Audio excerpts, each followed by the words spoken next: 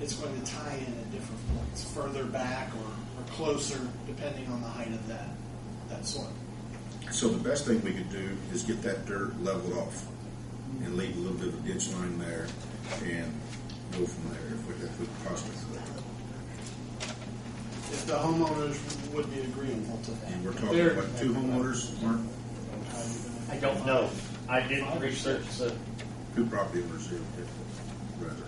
There's several residences. Yeah, but I was looking at the 2 property. I mean, property owners actually own those residences. Those are all duplexes. But they've created their own drainage ditch toward the residents on that side.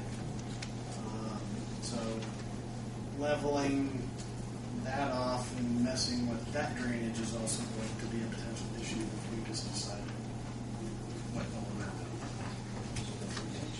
Okay, considering if we can get one of them just to go ahead and knock their dirt down, and maybe the other one will as well,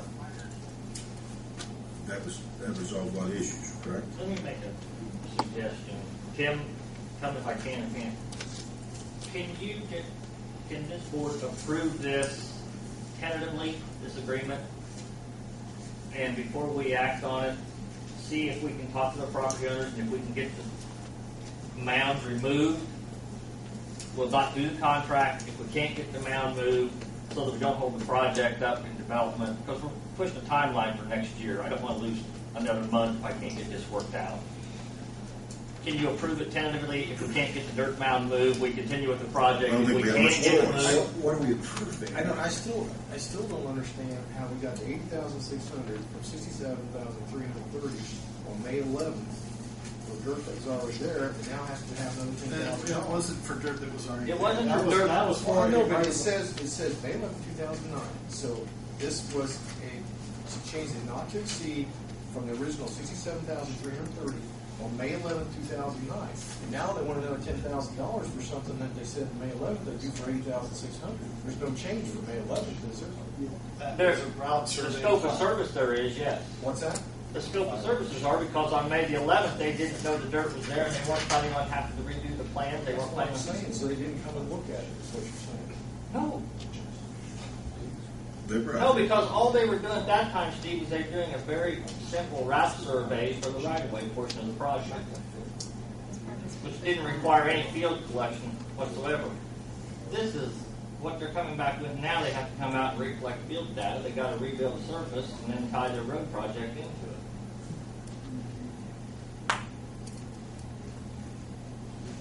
But in other words, let us try to get the dirt removed. And if we can't, we either stop the project or we continue on at this point in time. But I understand what Steve was saying. How to go from 67,000 up to 90 grand. I haven't seen the contract, so I can't say. Is this the original contract that was in our packet, the LPA Caselli's contract? Because these other items I can't find in. The 64. This is something completely different. Oh, that's a different contract. That's something totally different. That's a completely different contract. Well, it's okay. There's 2 items here. We're just looking at supplemental agreement, right? You're looking at a supplemental agreement. The We're looking at the contract you have supplemental ready to agreement. confirm is for a different firm. Okay, so this is different. So we don't have the original thing to look at comparatively. We just have 3 pages. Correct. And this appendix B, paragraph A1 is exactly the same thing as in this other one that you give us. They're all the same because they're all using a standard boilerplate contract that INDOT requires them to use. The only thing they change are the appendices that are the services. It is. There's 2 different consultants here. One is the design firm who actually did the road, and the other one is for somebody to do right-of-way services, which is defining, platting, and doing the legal document preparation for the payment of the right-of-way. There's 2 different firms doing 2 different scopes of service. Okay. The one with Jansen Spahn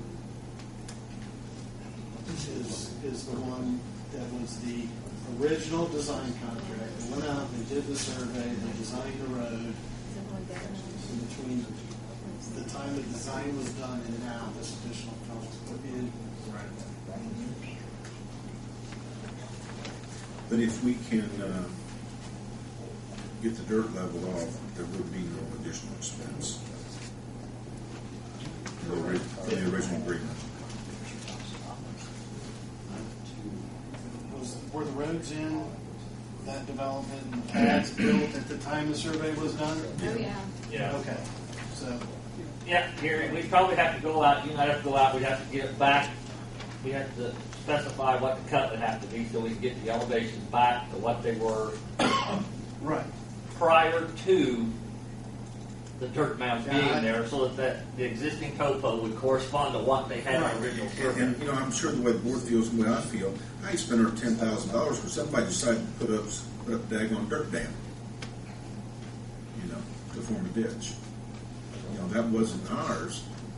I don't know that they did it to form a ditch. I'm going to guess that there was some excess topsoil when they were building pads, and they needed a place to put it.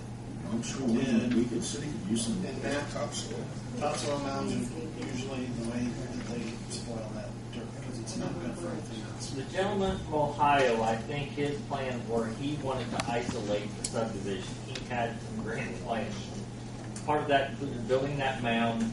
He was going to landscape it. It was going to be decorative. He had all this on his agenda when he acquired the subdivision.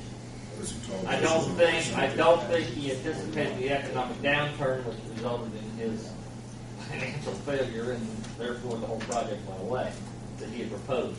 So, board, what Gary's asking us and Mark is to approve this tonight to go forward with what they're asking to do if we cannot get the property owner, I think there's two of them, to move that dirt or let us move it and put it back where like it was. Go out there with a grader blade, knock it down.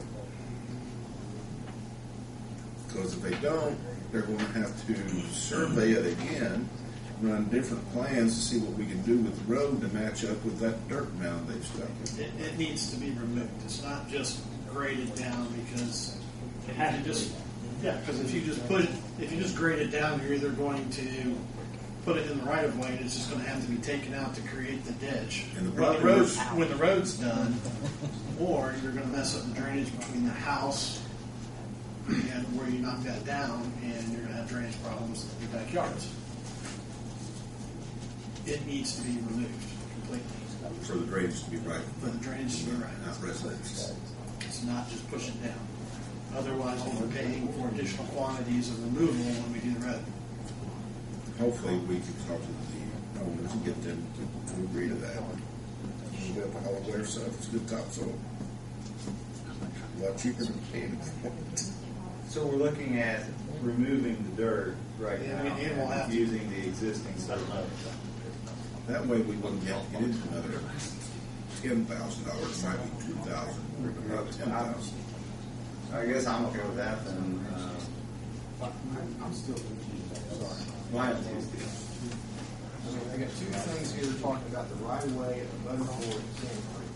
And we're going to approve two things that now are coming up to $150-some thousand. Is that what we're doing? We'll explain it. Now We have one for $10,000 with Jansen and Spahn. That they want to increase the contract value from $80,600 to $90,600. And that $10,000 consists of those three items itemized below. $2,000 for the survey, $1,500 for the categorical exclusion, and $6,500 to revise the plans. Because of the mountain defect. That is one contract for video.